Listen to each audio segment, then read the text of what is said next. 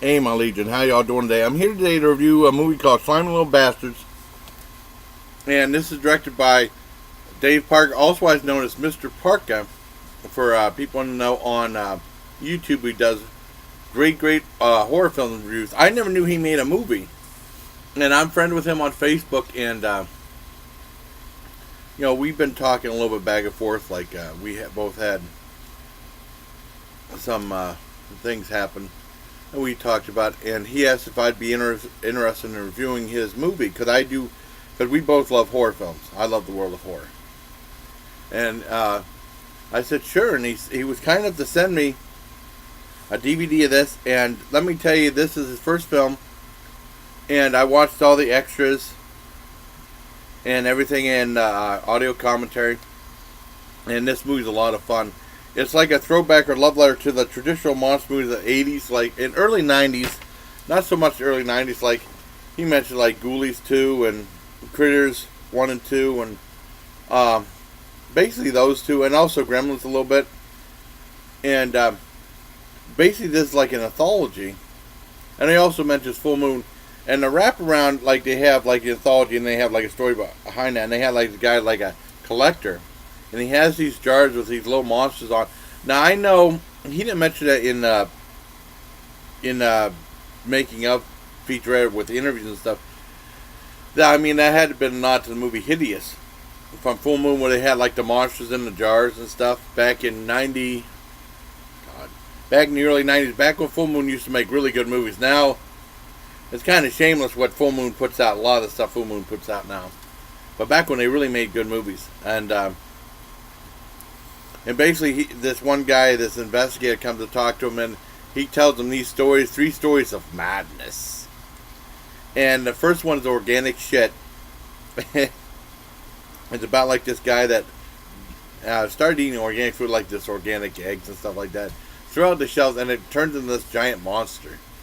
And, a small monster, I should say. All the monsters are relatively small in this movie, not giant. And it's a very entertaining film. Very different. And second, I don't want to give away a lot, because I don't like give away a lot of the movie. You have to see it yourself, just enough to give you the gist of the film. And the second story is called Brainbusters. Well, the first one is very entertaining. The second one is very entertaining too. It's called Brainbusters. It's about this girl that has that was probably the most serious of the films. And because the other ones tried to have like some comedy and stuff, but I think the second Brainbusters was the most serious, and probably in a little ways, well, they were all ambitious.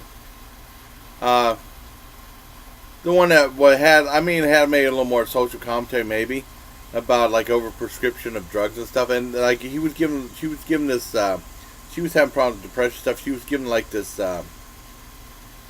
experimental drug that she's supposed to put in her ear and stuff like that, and it turns her, unleashes her inner rage that people have done her wrong, and like these little monsters, and she takes revenge on people like that whenever she takes that thing. It was pretty cool. It reminded me a little bit of, actually it didn't remind me of that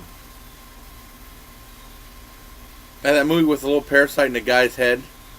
Damn, I can't remember what that was called, that Frank Henenlotter movie. Brain Damage, I think it was called. It doesn't, I thought it would remind me of that, but it doesn't.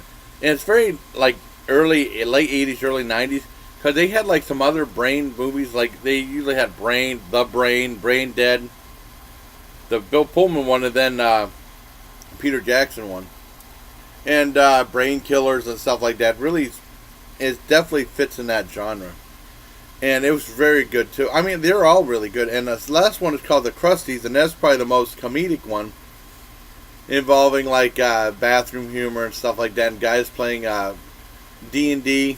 And someone mentioned that bad Tom Hanks movie, Maze and the Monsters. I actually like Maze and the Monsters. I saw it when I was on TV, on CBS, the CBS TV movie. I like that movie, to be honest.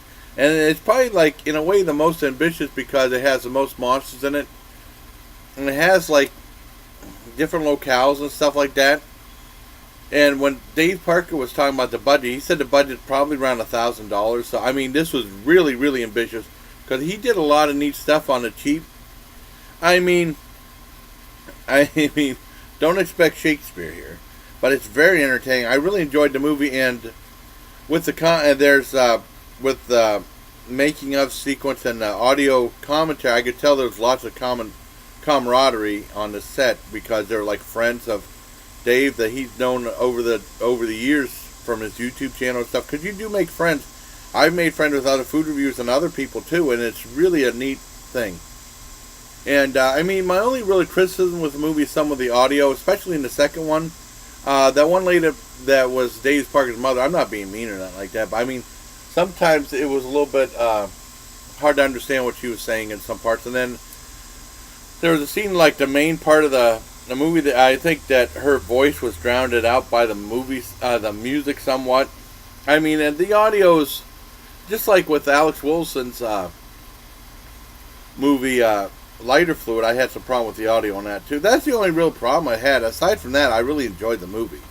I think it's a very ambitious and well-made movie. I'm glad he sent it to me, sent the DVD to me for me to check it out. It's very entertaining. I give it a 9 out of 10. I really enjoyed it. Like I said, I don't like giving away too much away, and there's lots of funny parts in it too, especially when the wraparound happens in between, especially in between the first and second story and then the second and third. It's really funny. That's probably the funniest stuff, I think. And there's lots of humor in the last story, the Krusties, too. So I wanted to thank my friend Dave Parker, also known as Mr. Parker, for being kind enough to send me a copy of Slimy Little Bastards. I really enjoyed this. 9 out of 10. So until next time, everybody, please take care of my legion.